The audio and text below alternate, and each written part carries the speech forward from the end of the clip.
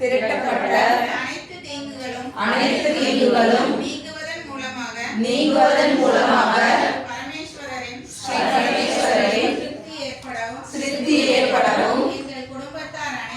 எங்கள் குடும்பத்தார் அனைவரும்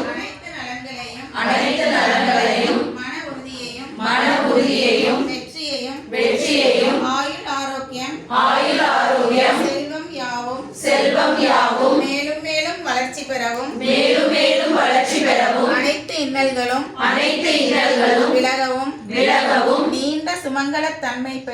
நீண்ட சுமங்கலத் தன்மை பெற்று இன்புறவும் முப்பெரும் தேவியின் பரிபூரண திருவருள் கிட்டவும் முப்பெரும் தேவியின் திருவருளால் அனைத்து மங்களங்களும் பெற்று இன்புறவும் வேண்டி இந்த திருவிளக்கில் என்னால் இயன்ற அளவு தியானம் ஆவாகனம் முதலிய 16 உபசார பூஜைகளையும் 108 மலர்களாலும் குங்குமத்தினாலும் அர்ச்சனையும் செய்கிறேன் என்று சொல்லி கைகளில் உள்ள அக்ஷதையும் பூவையும் திருவிளக்கின் பாதத்தில் சமர்ப்பிக்கவும்.